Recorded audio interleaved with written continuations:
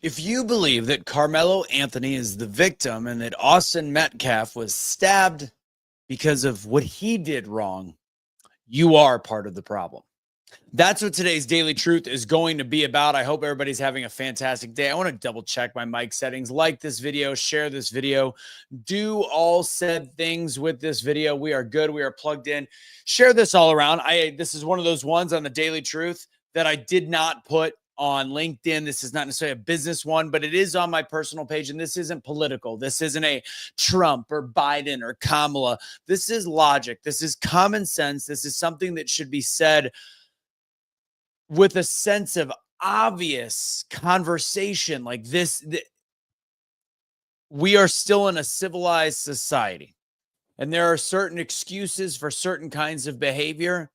This is so far from, and there's a lot of mistruths that have gone around since the stabbing incident on April 2nd. And there's police reports that corroborate that everything that's been said while forming a GoFundMe that eventually was just now taken down after several days for the alleged criminal, which admitted to the stabbing, Carmelo Anthony. There's a lot to talk about, a lot to unpack, a lot to talk about. I see some comments coming in the chat. Like this video, share this video, do all things with this video. Let me get into things real quick. Couple housekeeping announcements. Today is the final class for my third session of speaking students.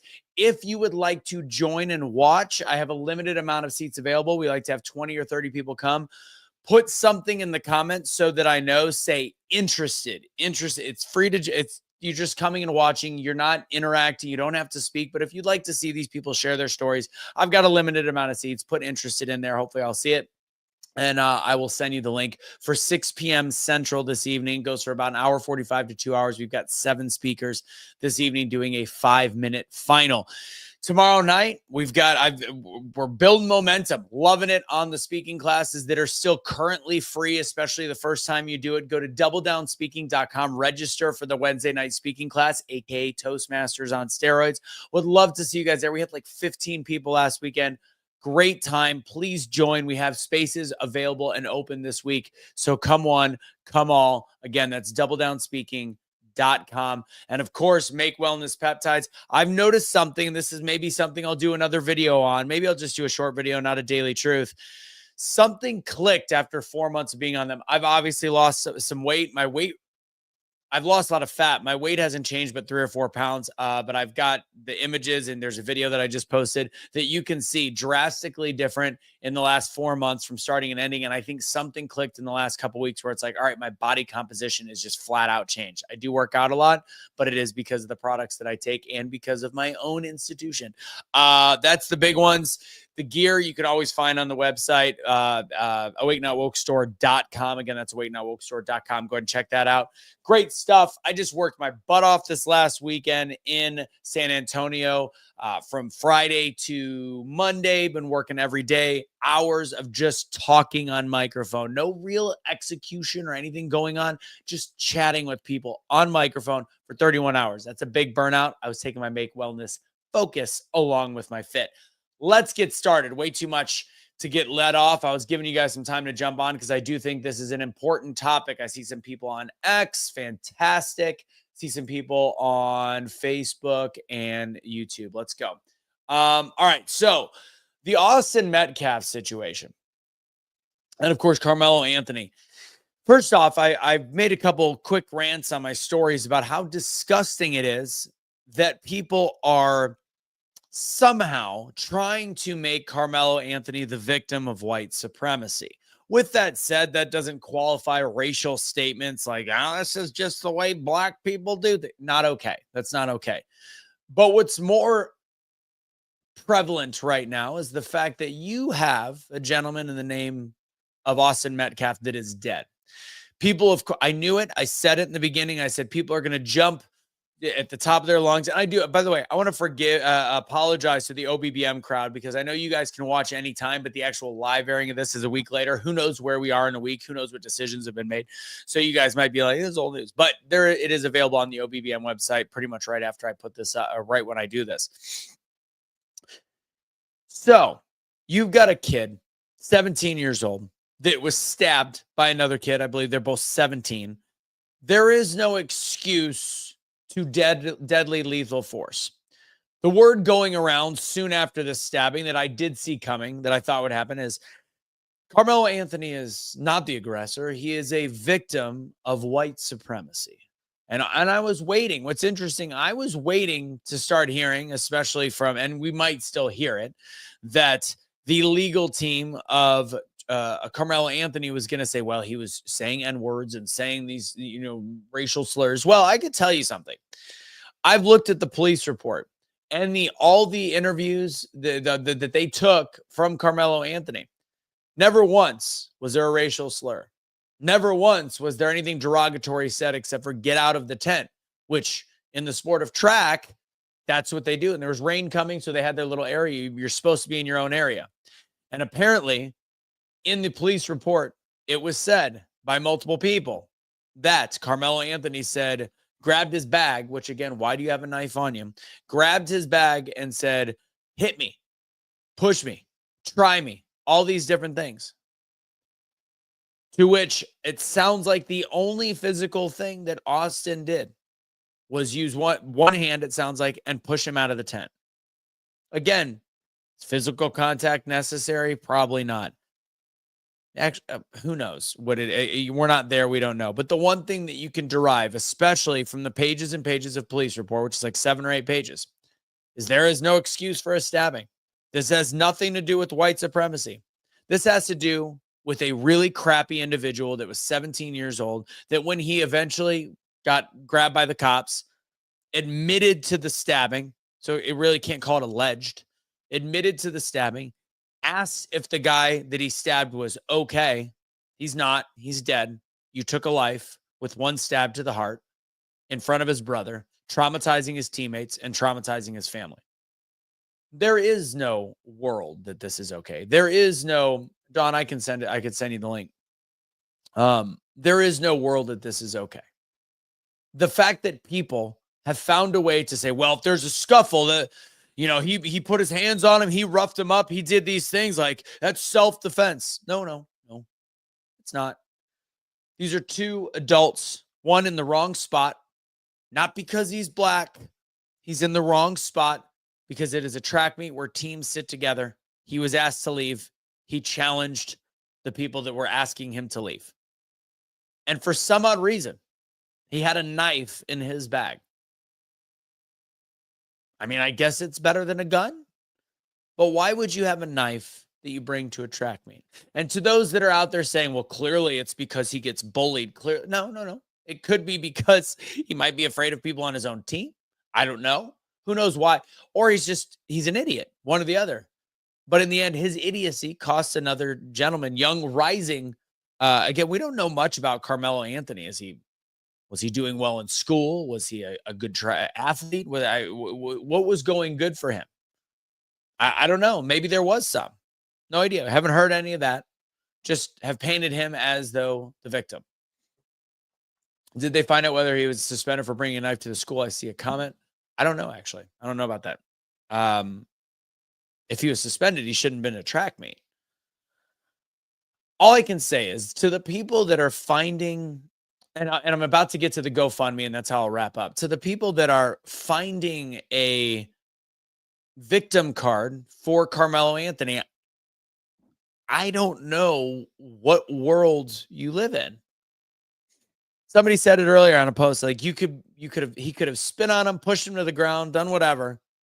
If he wasn't threatening his life, there's no excuse for stabbing somebody. And even a questionable thing is, if he was threatening his life, why did he have a knife on him in the first place? All of it happened incredibly quickly, which is why in 2025, there was no phone footage, it sounds like, of the incident, because it happened so quick. So if it escalates that quick, clearly nothing was done beforehand. It's not white supremacy. Otherwise, that would have been in the police report that Karmelo Anthony would have said, he said all these things. He told me I was a this. He told me. It's not in there. So ultimately, it was somebody in the wrong place, somebody being told to leave, it escalating to a fight because said person wouldn't leave. Sounded like a little tussle, which I think has been happening for the last several hundred years, especially amongst testosterone-driven young men. And instead of either fighting back or just leaving like he was asked to, he pulled out a knife and stabbed another individual. This is where things get really hairy for me.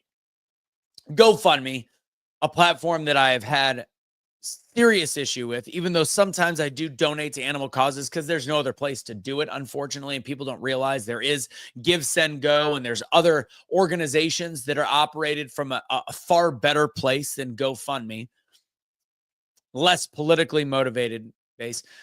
GoFundMe allowed this fundraiser to get over $160,000 and before it was pulled. It was up for a few days. $160,000. First off, to the people donating to somebody because you heard a story that he was severely accosted, beaten, which turned out to be completely false. Somebody shared a fake image, from what we understand, of the local police chief saying this is what happened. It went around and had got some virility, went viral, causing people to think that Austin Metcalf was the bully, he was the aggressor, and all these things. Not true. And they raised $160,000. Now, the question, no matter where I look, and this could change by the time some people are watching this, no idea if that money was refunded or if it was just pulled. What's really interesting about GoFundMe, and this is where things do get a little bit political, so forgive me before I say this, but for the January 6th protesters, the ones that had non-violent offenses, trespassing, etc., that needed help with their legal fees, which many could not get, did not get, were not able to have.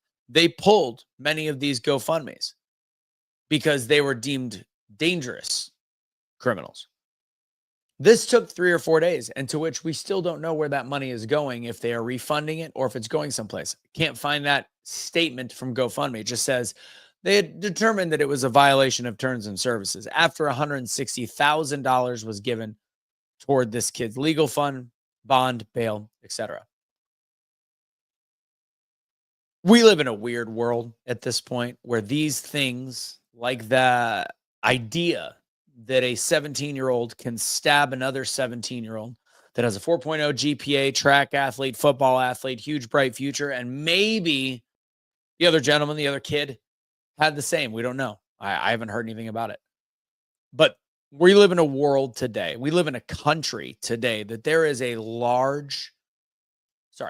small but loud contingent of individuals that think that this can be justified in any way, shape, or form, mostly because of white supremacy.